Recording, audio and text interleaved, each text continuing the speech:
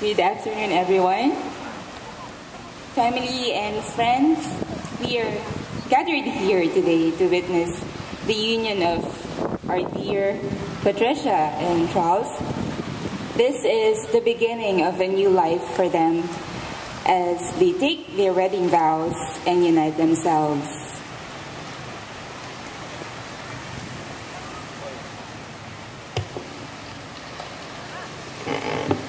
Good afternoon to everybody, especially to the bride and grooms, of course to the parents of the bride and grooms, to the principal witness, and to friends and guests of the brides and grooms. Welcome to Boracay, and thank you for choosing Boracay as the landmark of your marriage.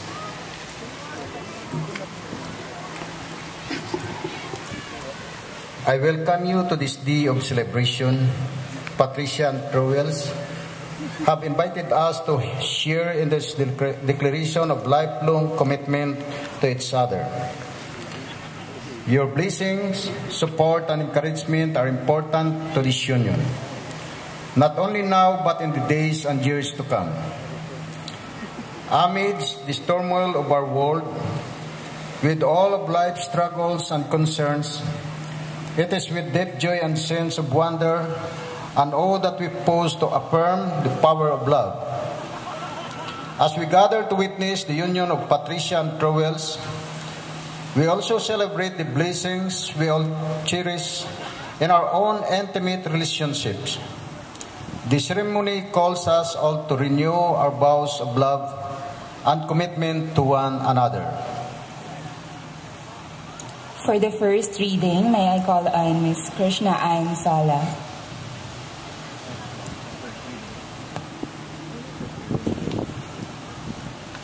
First reading is taken from the book of Colossians, chapter 3, verses 12 to 17.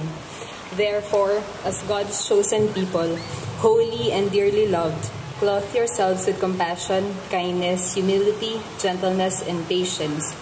Bear with each other and forgive whatever grievances you may have against one another. Forgive as the Lord forgave you. And over all these virtues, put on love, which binds them all together in perfect unity. Let the peace of Christ rule in your hearts, since as members of one body, you are called to peace, and be thankful. Let the word of Christ dwell in you richly as you teach and admonish one another with all wisdom, and as you sing psalms, hymns, and spiritual songs with gratitude in your hearts to God. And whatever you do, whether in word or deed, do it all in the name of the Lord Jesus, giving thanks to God the Father through Him.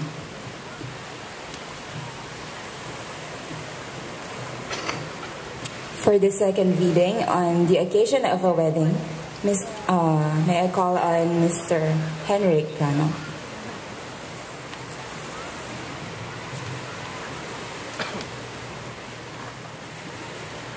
Dear beloved couple, very honored guests, I was extremely honored when you asked me to read for you today.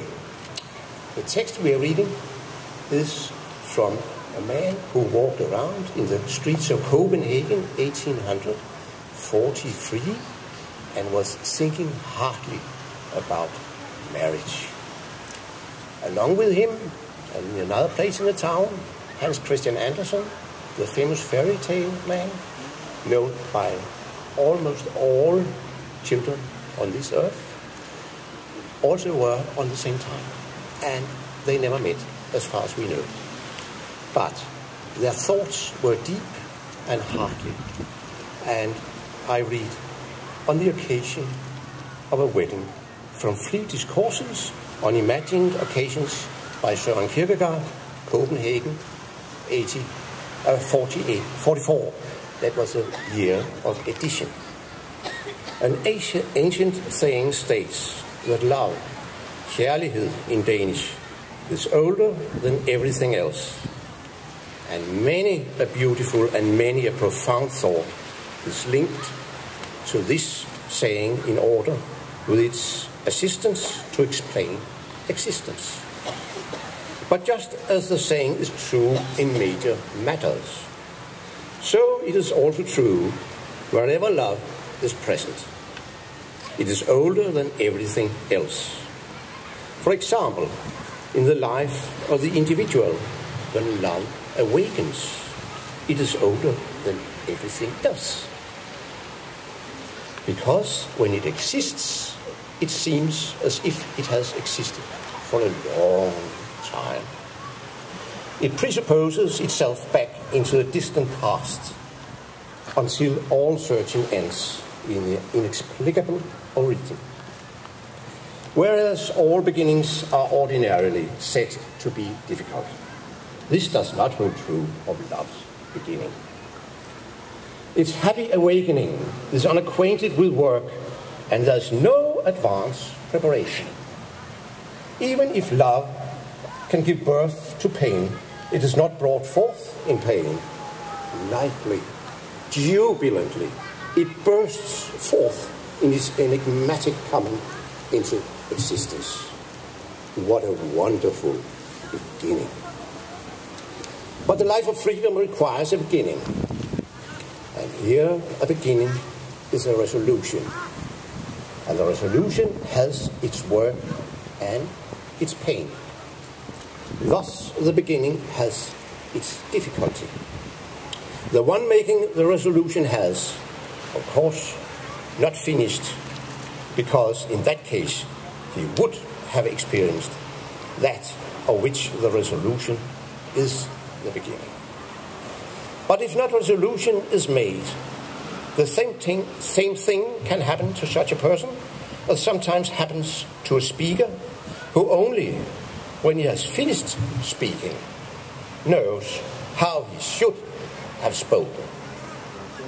Only when he has lived